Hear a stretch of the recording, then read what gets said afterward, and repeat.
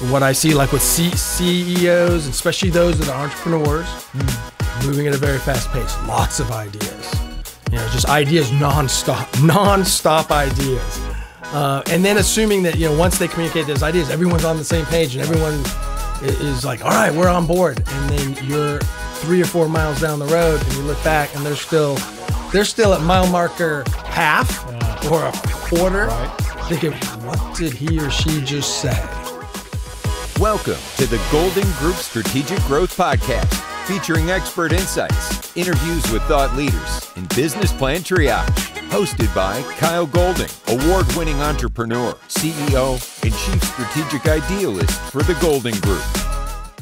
Hello, everyone, and welcome back to the Strategic Growth Podcast. I'm your host, Kyle Golding. I'm joined today by George Glover, Vistage Executive Coach, Vistage Chair, Executive Vistage Coach. Chair, right. Yes. So I know what Vistage is, but maybe some people listening to the podcast don't. So explain what Vistage is. We're going to talk about your role there and then some of your background that makes you an excellent Vistage Executive Coach. Sure. Thanks, Kyle.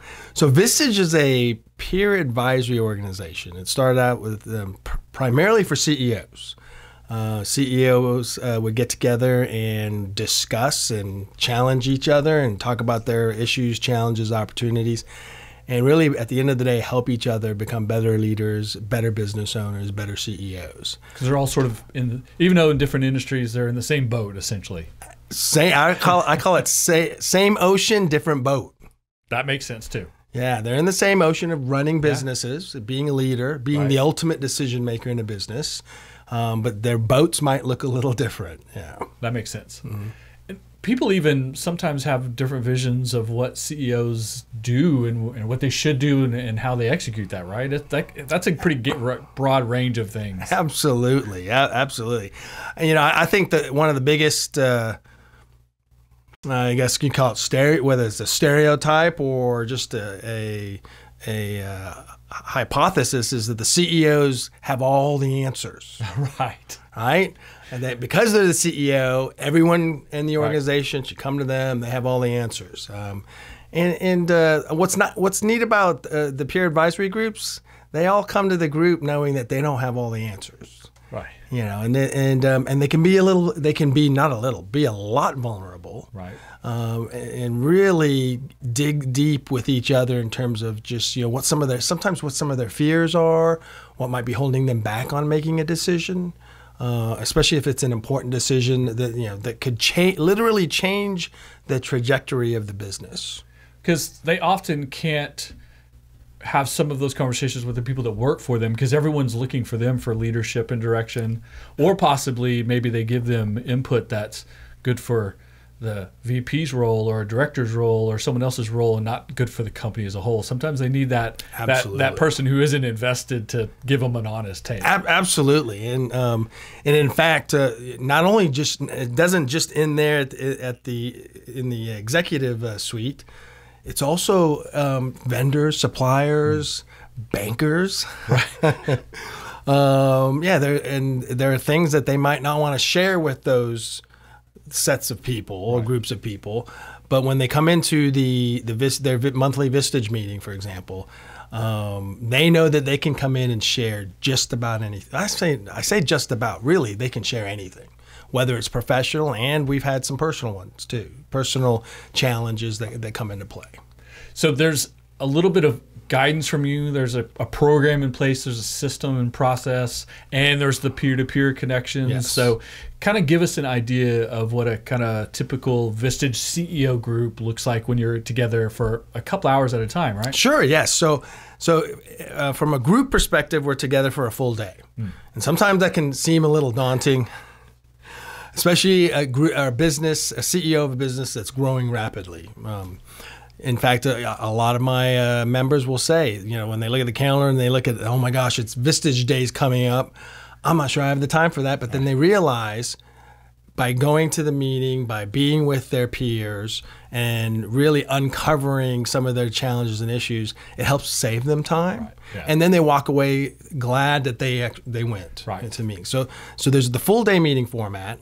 And then I meet with the members on a one-to-one basis for anywhere between 60 minutes to 2 hours each month. And I like to say that's where they come to get their questions answered and their answers questioned. I like that. Yeah, and they do it at the group level too. But by me having the one-to-one with them, it'll allow me as the chair or the facilitator during the full day meeting, allows me to get more in depth in terms of the issue, so that when we bring it to the group, then because I'll have more intimate knowledge, if the group goes down a rabbit hole, for example, I'll bring them back and say, does anyone have any questions around this? Or if the group, and this happens a lot with CEOs, jumps to the solution too soon. Got to go through the process, right? Absolutely, yes. And I'm glad you mentioned process, because Vistage uses a process that was created in 1967 when Bob Nurse created the first Vistage group. Back then it was called TEC, or the Executive Committee. And in Vistage, the Vistage community, we call it the hourglass. And there's a process of certain questions to ask, and then to open it up to the group, and then also to restate the issue. And I will tell you, and the members will tell you, probably 60–70% of the time, the issue that's brought to the table, the initial issue statement, is not the issue that we solve. But the process helps you really discover what's going on. Yes, yeah. And then ultimately help find a way to solve it. Absolutely. So as the facilitator in that process, as the person doing one-on-ones and working directly with CEOs, your background, your experience, your business expertise is essential as well. So let's talk about that. Sure. So what were you doing right before you became the Vistage chair for Oklahoma City? So literally right before, I became the interim CEO of my family. Well, that's important. It is. That is important, because I took 9 months off when my wife was first diagnosed with breast cancer, and so I took care of the family. She was the CEO. She's been the CEO of the family, and so I became the interim CEO so she could focus on herself. But prior to that, I ran a metal building business here in Oklahoma City. And then got to run three businesses, for a steel company, an Australian steel company. So, I mean, there was a lot of prior to that, because I spent quite a bit of time in the C-suite. I was a CFO, a country and division CFO for the same Australian company. And then after running 2 of their businesses in China, I ran the Western U.S. for their metal building business in the United States, and then ventured into sales and marketing. I spent 4.5 years as the executive VP of sales and marketing for an employee-owned steel manufacturer here in the middle of the U.S. And we're talking about really large businesses, obviously an international scope, right? Millions, maybe billions. In China, we were approaching $1 billion in revenue. Okay. In fact, we got what really interested me in terms of moving to China was that from a CFO standpoint, I got to spend $1 billion. Everyone loves a budget like that. Absolutely. That was kind of scary, actually. So I moved up there. This was about 2003, and helped our leadership team put together capital proposals for about $1 billion in capital. We went from 4 business units to 13 within about a 3-year period. That's exponential growth. Absolutely. It was crazy fast, crazy fast growth. It was a lot of fun, from my perspective in terms of being able to help my CEO at the time sell to our board these capital proposals. In fact, I ended up running one of the businesses that I put the capital proposal together for. Which actually makes a lot of sense, right? You kind of knew the ins and outs of what it was supposed to be, and then you went and executed upon it. Yes. In fact, the two. So I was in Shanghai for 3.5 years, and then moved up to Beijing for 1.5 years to run 2 of the businesses. And they were the only 2 businesses out of the 13 that were in the red.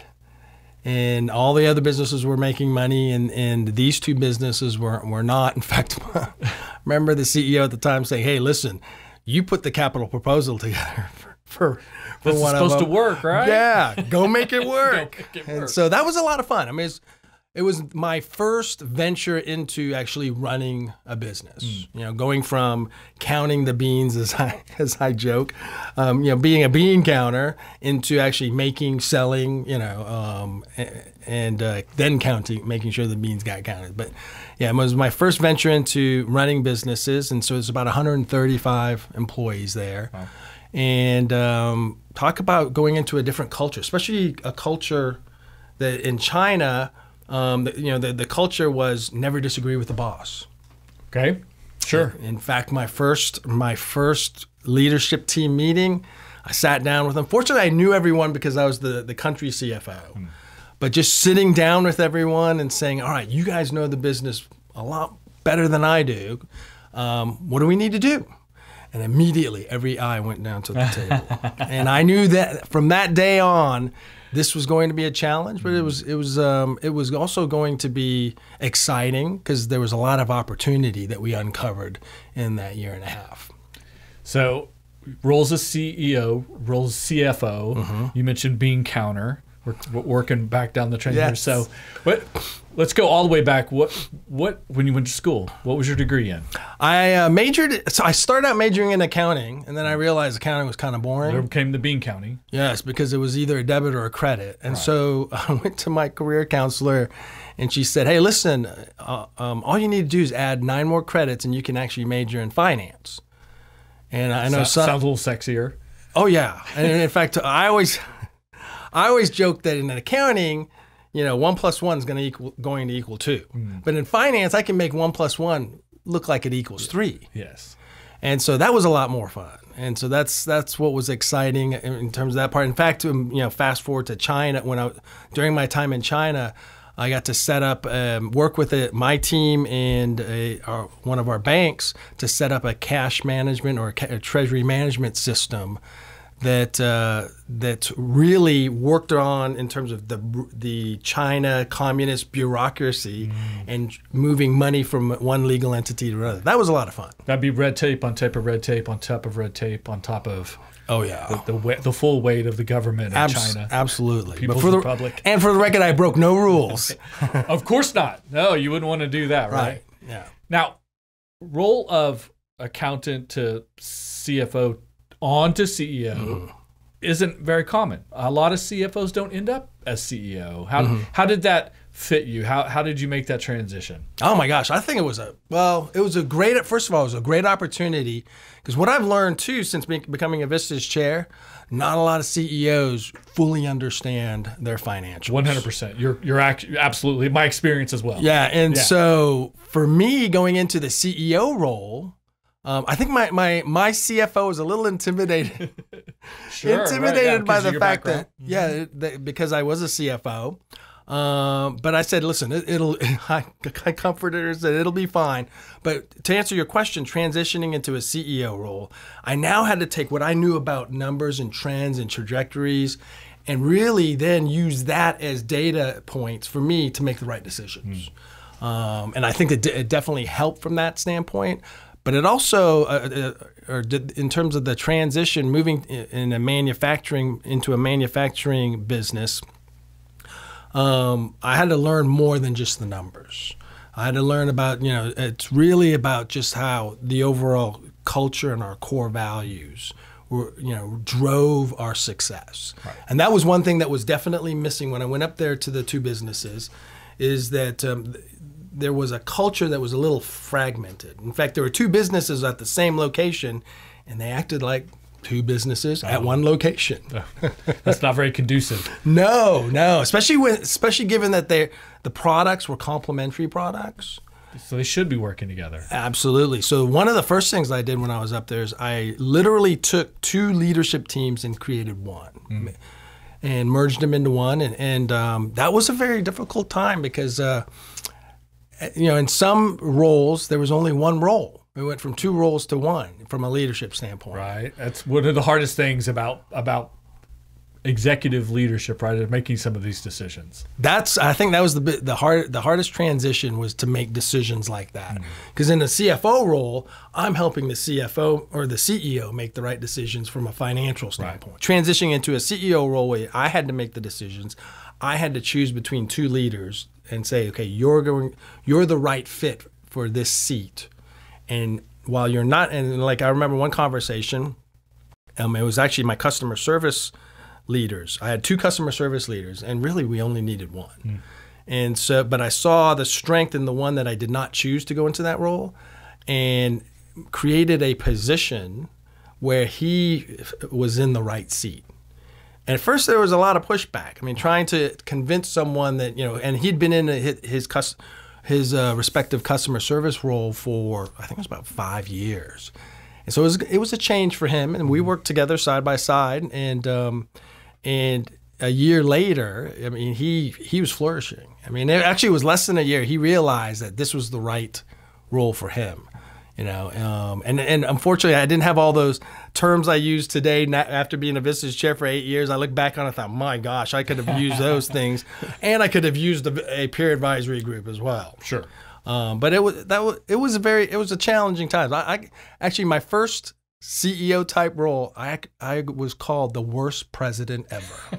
Oh my! By a customer service supervisor who reported to the customer service manager, who I didn't demote. I moved him. It was a lateral move, but moved him into a role that I thought would really help our organization. And ultimately proved you made the right decision. She did. In fact, when I left China, she came up to me and said, "Remember when I called you the worst president ever?" I said, "Don't I ever?" She said, she goes, "I was wrong." So I thought that was real. That was really nice and really validating in terms of the decisions I made. Often, another difference between CFO role and a CEO role is the approach. Is CFOs are looking at numbers, they're looking at what's on paper and what adds up, where CEOs have to have forward vision and have to think about the future and where things could go if they could bring everyone along. How did you make that shift in your approach and mindset from CFO role to CEO role? That's a really good question, Kyle, because one of the things... That's what I do is ask good questions. That's a very good question. Because when I was a CFO, one of the things I saw, and I remember having this conversation with my finance managers, and it was for me at the time, is how can I change the mindset of our finance roles, our CFO, whether it's a CFO or a controller or a finance manager role. And it was while I said, we get the opportunity. I mean, we have the opportunity to see every single number in this organization. Right. And if we can really, instead of just regurgitating numbers and balance sheets and P&Ls, start to understand what drives those numbers, and then we can actually be a strategic partner to our CEOs rather than just the messenger. Right. And in fact, in the accounting world, it's like, all right, here's the bad news. Don't shoot the messenger. I just pull the numbers together, right? But I saw an opportunity there because I mean, and now fast forward to now and to the roles that I got to sit in as a COO and a CEO. That's what I look for when I hired CFOs, is can they be a strategic partner for me? And I think that really helped with the transition. You've also worked, because you worked in steel and manufacturing, I'm going to assume you've worked with a lot of engineers. Oh, yes. And those mechanical types. And I, too, as a marketing person, have worked with a lot of engineers. And they're very black and white, very kind of, it has to be this way. There's only one way to do it. It's this way, and no other ideas are valid. And like I said, as the marketing person who has to come bring with creative ideas, I've always been frustrated by that. How did you deal with engineers or maybe even accountants that were super stuck in there's only one way to do something? That's another good question, because that happens. That never happens, right? It happens all the time. All the time. And it was so I'm a huge fan, and what I learned is it's because I'm a Gen Xer. But anyhow, I'm a huge fan of assessments from the standpoint of it lets you understand yourself better, and also lets you understand those you work with better too. Because at the end of the day, one of the things that I discovered is because like you. While I majored in accounting and finance, I should have focused on sales and marketing. a lot of people said I wasn't your typical CFO, which was true. But one of the things I realized was those engineers, because they're so focused on the black and the white, and there's very little gray. I needed to speak to them in their language, or figure out how to. So whether it was a CFO a controller who's like very black and white, or an engineer, really just try to understand what makes them tick, what helps them understand things better. Because if I spoke to them in my language, so to speak, or my preference communication style, they would be lost. Right. And so one of the things that I've done since becoming a Vistage chair is I was able to be certified in DISC. It's amazing the gifts that the pandemic gave us, because the fact that they all went remote, all the training went remote, I took full advantage, and I was stuck in my bird cage, my home office. I took advantage of that and became certified in DISC to really understand how can I help those that I work with now become better leaders from a communication standpoint, understanding other people's styles. Let's give some advice for business owners, managers, decision makers who are listening to the podcast right now, obviously without giving any details or depth, but what are some of the common mistakes or misinformation or ideas that CEOs often have that are troublesome, that in your role with Vistage and through the peers you push back on a lot? What are the common ideas that people really need to change their mindset about? Well, it's a common idea because I made it a lot, or common mistake, sorry, because I made that same mistake quite a bit, and coming to the table with the assumption that everyone is going to move at the same pace you are. Okay, sure. And what I see, like with CEOs, and especially those that are entrepreneurs, they're moving at a very fast pace. Lots of ideas. Just ideas nonstop ideas. And then assuming that, once they communicate those ideas, everyone's on the same page and everyone is like, all right, we're on board. And then you're 3 or 4 miles down the road and you look back and they're still at mile marker half or a quarter, right, thinking, what did he or she just say? At the end of the day too, Kyle, I think the common mistake, the root cause of a lot of these common mistakes is communication. Not communicating expectations clearly. That happens quite a bit. It was interesting. One of the Vistage chairs in Dallas, he is a data junkie, self-proclaimed, but he has tabulated a lot of the issues and reasons for the issues and root causes over the last 10 years that he's been leading CEO groups down in Dallas. And he shared that with us all, with all the Vistage chairs recently. And I shared it with my group, the top 10 CEO challenges. Every single one of them like, yep. In fact, what I've tasked my CEOs with this year is, hey, pick 2 and let's focus on improving in those 2 areas. Good idea. Clear expectations is one of them. Enablement is another. Telling versus asking. Yeah. That happens quite a bit. Here's how, telling them how to do something versus asking, okay, how would you do this? Because they would, someone wouldn't necessarily do it the same way you would, or execute on something. So those are some big issues. I think one of the fastest moving ones that I see, and it concerns me given the labor shortage, if you will, or maybe if people don't, labor gap. I think skills gap, right? Skills gap. Succession planning. Yes, absolutely. Succession planning. Something planning. that I see a huge gap in what I do as well. And it's one of those topics, much like life insurance. Everyone understands they need it, but they don't want to have the conversation, and they sure don't want to take a half day and do the work. Yes. But they're like, oh, yeah, we need that. Yeah, and it's not just succession planning for you, the CEO, or your leadership team. It's every level in the organization. Right. Yeah. It should be baked into the other processes that you already have running your business. Yeah, part of your annual planning or strategic plan, whatever you want to call it, should include time with succession planning to the point where, I did it myself. I was guilty of a lot of these things. That's why I wish I had these peer advisory groups. I wish I'd have known about peer advisory groups. Succession. One of the biggest mistakes with succession planning is you've identified someone who could be a manager someday, but you don't have the conversation with that person to see if they want it. Right. And then you promote the person, and they're not ready. And they're not ready, and they may not even want it. And they don't even want it. Right. I mean, I think one of the things I see quite often and hear about quite often. I'm also in a Vistage group in Dallas, so I'm a member myself. And so I see and hear this quite often, and with my fellow Vistage chairs, is promoting a top salesperson into a sales manager role. The only thing worse is promoting a top salesperson to a top marketing role. Oh, I've not seen that happen. I've been a victim of that a couple of times. Okay. That one but yeah, and I did it myself.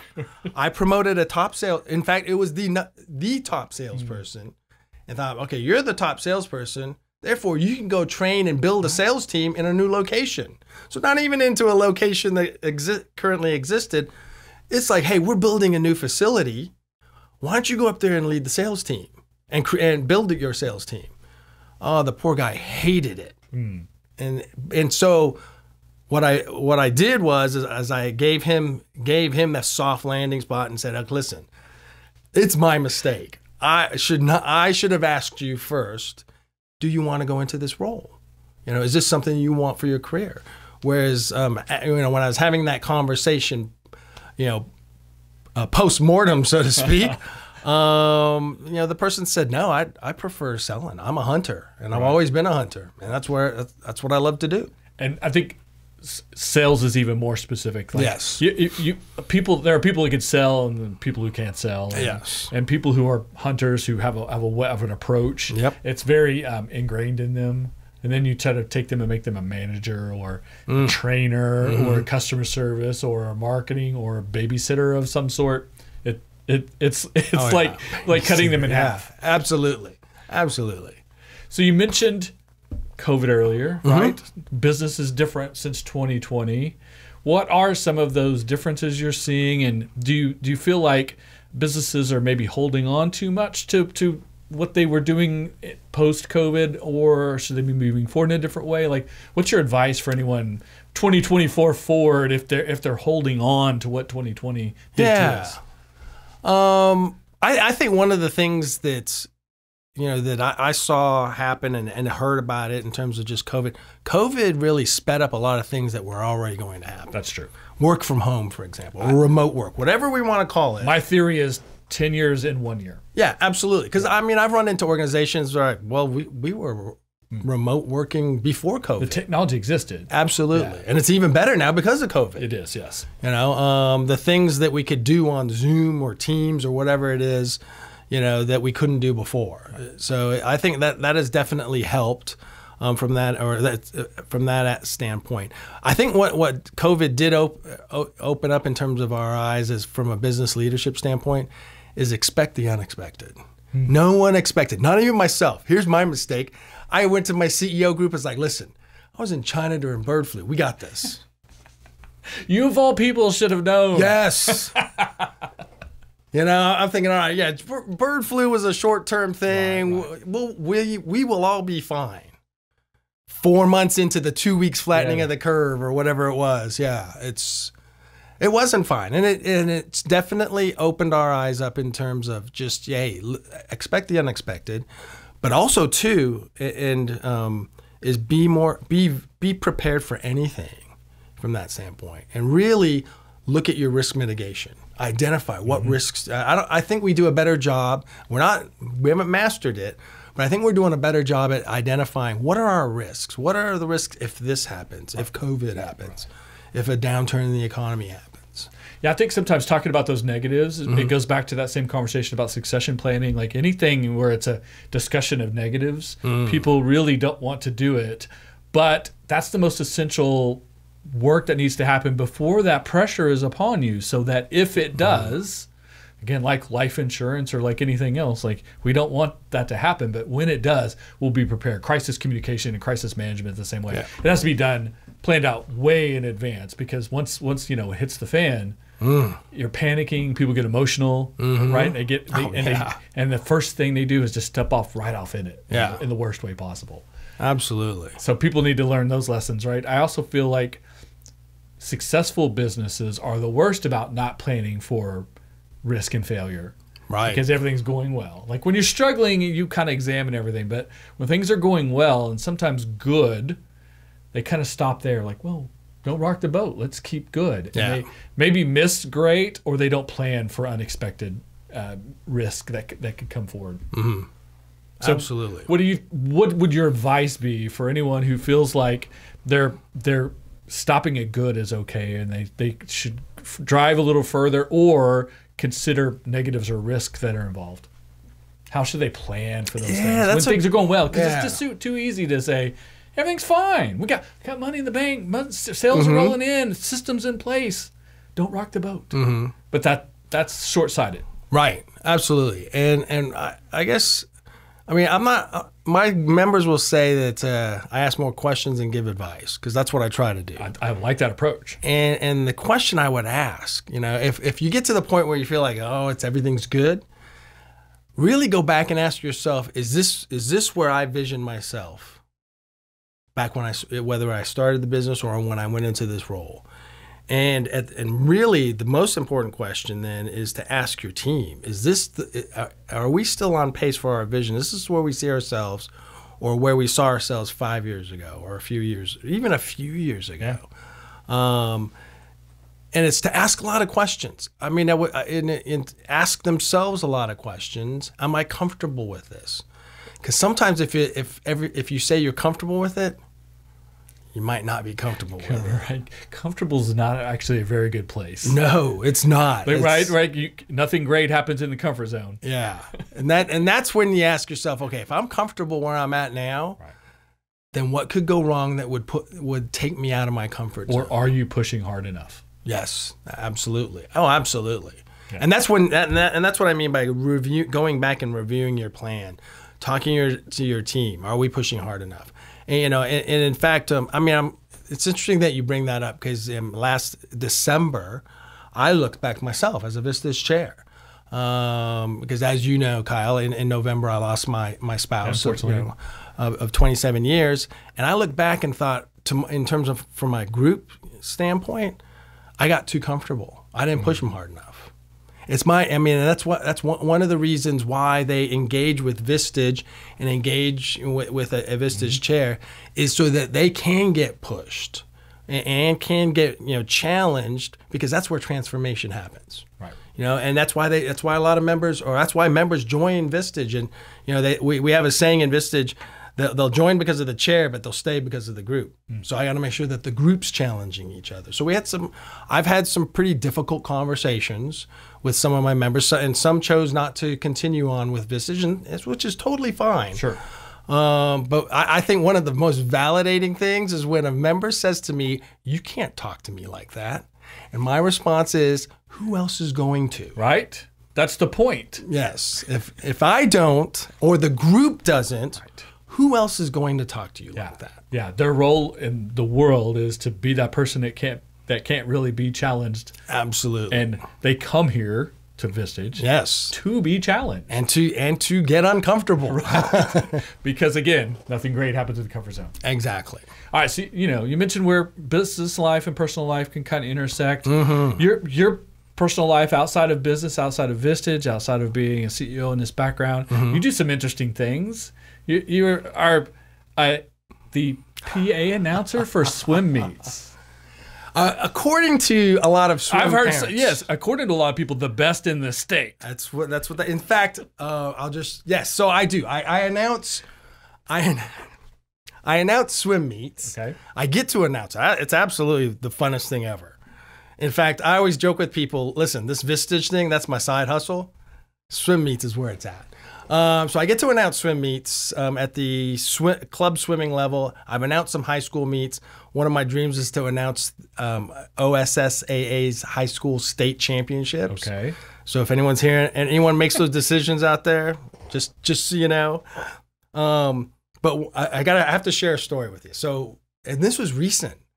I was having lunch with just a networking type lunch with a professional in our community. And we're at a business lunch restaurant, And this gentleman walks up, and he's in a dressed like you, coat, shirt. And he doesn't look at me. He looks at my lunch guest and says, "Do you know who you're having lunch with?" And she says yes, and she says, "Yes, George Glover." And he goes, "Oh, no. You're having lunch with the best swim announcer in the state of Oklahoma." Wow. And I'm looking at, and I don't even know the guy, because see, I know all the kids, because I'm on the pool deck announcing the meet. The parents are behind me. So unless I know them personally, I rarely see the parents. But I thought that was neat. That was the first time it had happened. And so even the person I'm having lunch with, she goes, "So you announce swim meets?" I said, "Yeah." And that's when I said, "This is just my side hustle." Announcing's my full-time gig. In fact, you take it so serious, you recently made yourself sick. Oh, yes. Oh, my gosh. Yes, I was actually announced. So each session is about 3 to 4 hours. And this was the club the club senior state championships. And they said, "Will you do all 6 sessions?" I said, "Absolutely." I said, "Well, I mean, why not?" Because you love it. Yeah. But the air quality wasn't the greatest that weekend. And I had been to 9 straight swim meets in a row. I think I announced 3 or 4, maybe 4 of those 9. And because I went to my son's collegiate meet. I didn't get to announce that, but I did meet the greatest swim meet announcer of all time, Rowdy Gaines. He was an Olympian. Now, I know Rowdy as an Olympic swimmer, but I didn't realize he is the announce game now. He is, my kids are going to be proud of me, the GOAT of swim announcing. Okay. Yeah, in fact, we were in the elevator together, and I had a starstruck moment. I was bumbling words, pulled it together, had a decent conversation. We had breakfast together, so it was good. Wow. Anyhow, so, yeah, just then all of a sudden I got what's called chemical bronchitis. Oh. Didn't even know it was a thing. In fact, I'm still recovering from it. Because when you asked me to do this, I think I was a couple of weeks ago. Close to my worst. Yeah, close to my worst in terms of the coughing and the junk, I guess that you could say, is in my lungs. But it's a real thing. I mean, but I'm fine with it. And because someone asked me, "Are you going to keep announcing?" I said, "Oh, absolutely. I mean, if the kids can deal with all this bad air, why can't I?" But no, I absolutely love it. I love that the parents, the kids. First of all, the kids say that it makes the swim meet fun, and the parents say that it makes the swim meet less boring. Because as a swim parent, and especially for me, my kids were sprinters. So both of my kids are sprinters. So I think wait around all day for them to swim for 2 minutes. Yeah, 2 minutes is the longest. Okay. Sometimes it's 30 seconds. Oh. And then you wait 3 hours or 2 hours for another minute or 30 seconds or 2 minutes. Can be the longest day ever. Right. Yeah. You mentioned the Olympics. They'll be swimming, obviously, in the Olympics this summer. Yes. Are you excited about that? Absolutely. I think USA is going to do really well this year. Is your guy Rowdy going to be calling? Oh yeah, he'll be there. I gave him a few tips. Okay. So this will be his best Olympics yet. Yes, absolutely. Absolutely. So there you have it. My friend George, now you guys know why I wanted him on the podcast. He's a Vistage chair. He's an executive coach. He has a vast history of everything from bean counter all the way through CFO and transition to CEO, brings that information back to the CEOs he works with Vistage, and is the premier swim meet announcer in Oklahoma and has aspirations to be the next Rowdy Gaines. Working the circuit, maybe working the Olympics someday. Let's hope so. That would be cool. Thank you so much for being on the podcast. My today. pleasure, Kyle. Thank you for having me. It came off exactly how I had it pictured in my head. So okay. I love that so much. Excellent. You guys, make sure that you hit the like button on this episode. Let George know that you appreciate the conversation we had today. Hit the subscribe button. Tell a friend. Let everyone know about the Strategic Growth Podcast and all the good stuff that we talk about with my great guest each and every episode. Until next time, see you later. Thank you for listening to the Golden Group Strategic Growth Podcast. Please subscribe so you never miss an episode. Follow the Golden Group on social media. For more information, past episodes, or to contact us, please visit thegoldengroup.com.